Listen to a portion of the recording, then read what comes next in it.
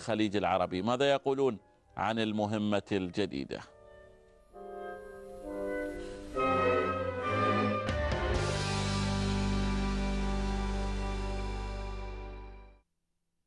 It was a difficult decision, obviously, coming from Europe, being in Europe so long. But the project that Al Nassr is looking to do is exciting.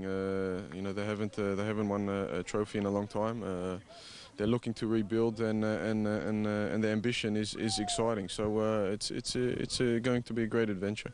We're training hard, which is normal with the preparation before the season. So it's good, and you know, you get to learn your teammates a lot more. So it's going good so far. I think the club has spoken as well. The ambition is to challenge for a trophy this year, whether it's one of the cups or the competition. So you know, I think looking at the players we have in the selection, we have good players, good quality players. So I think the ambition is to win a trophy. Yeah, it's been good. You know, like I said, we're training hard, working hard, working on good things, and you know, I think these players have a new coach as well. So do I. So he wants to bring his ideas to Al Nassr, and yeah, so far it's going really good. It's more exciting. Obviously, you know, I want to do my best for Al Nassr and go to a World Cup. So for me, it's going to be a great year, and I'm very excited. We come here for do good camp, make good camp. We start very good, but we need some friendly game, but maybe cannot because start the league here, don't have team, difficult for find, but we continue to prepare our feet, our group. When we come back to Dubai, start to league strong. Yes, because not only for me, but for coach, only for our group, because have to come new players, have to check how you play, how you new play come inside for play with guys, because play another team. But we start exercise here every day, one day, 2 times. But we make good trains. When I come here first time 2010, little bit difficult for start, for stay inside with group. I come from Brazil, have a little bit adaptation. After 6 months, I stay inside. My adaptation very easy now. Now I do everything inside my club.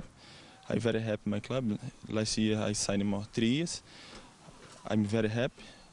I want to continue here until I make all my 3 years.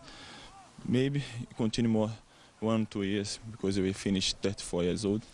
But we're very happy this club. I play a lot against them, but now we change everything. All play professional play go out, come new. I don't know which come for play against us, but we prepare for stay for play first game strong against them. Yeah, I have to come here. For example, you come from other country, come new, have to change something because not same. Brazil, Europe, it's a different country, but very nice country for play, for enjoy your life. But you have to improve a little bit. We with him in 2 months, we give confidence for us, good coach, make good train for us. Now have to try, of course. Never saw him, he's never saw our group.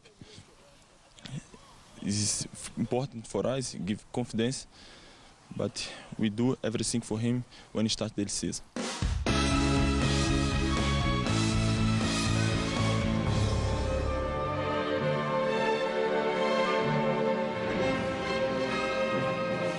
مشاهدينا اهلا بكم من جديد. ارحب بالكابتن خليفه سليمان في الجزء الاخير من حلقه.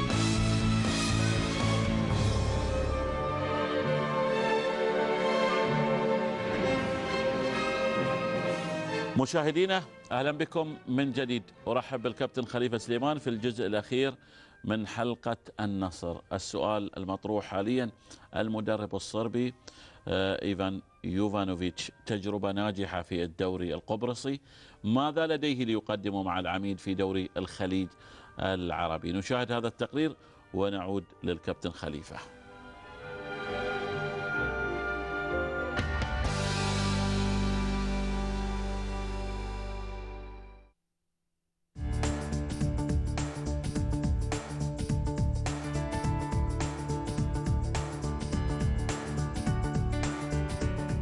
هذا الرجل بملامحه وانفعالاته وتصريحاته وآرائه ونتائجه كان بطل المشهد قبل وبعد كل مباراة للعميد في آخر موسمين.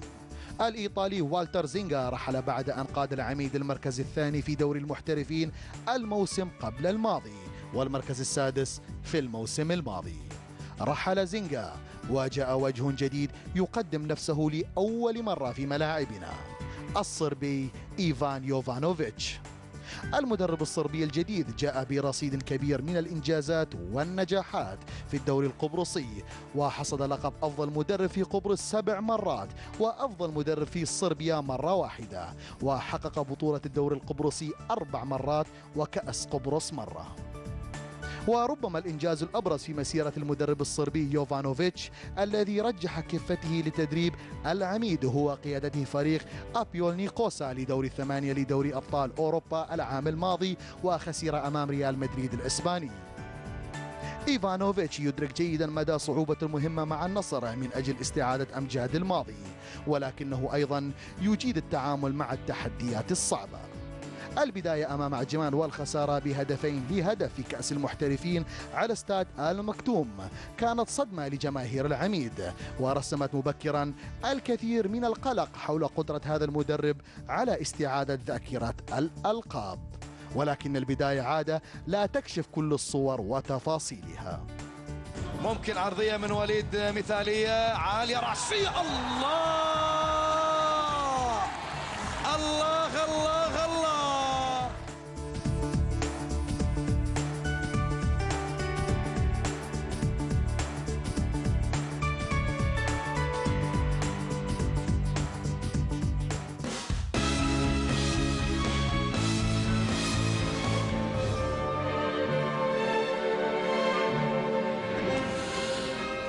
خليفة، وجود مدرب صربي كل خبراته أو معظم خبراته كانت في الدوري القبرصي، هل باعتقادك أنه سوف يشكل إضافة؟ وما هي أبرز ملامح المدرسة الصربية؟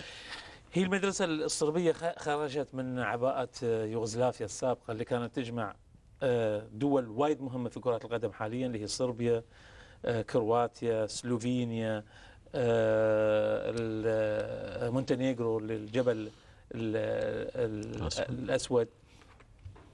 هاي الدول يعني هي مزيج من جنوب أوروبا مع الجمهورية السوفيتية القديمة، مزيج. هناك طبعا كانت تأتي النظام الأساسي للرياضة من سكرتارية الدولة وتتمزع على كل الأندية، على كل الدول وعلى كل المدن، نفس النظام. هم يجيدون القوة، هذا اللي يفرق بينهم وبين على فكرة جمهوريات الاتحاد السوفيتي السابقة، مزيج بين القوة والمهارة العالية. لذلك تلقى قريبين من جنوب أفريقيا، من جنوب أوروبا عفوا، اللي هي إيطاليا وإسبانيا، مع إدخال القوة كعنصر أساسي في كرة القدم. هاي اللي يميز اللاعبين. على خير.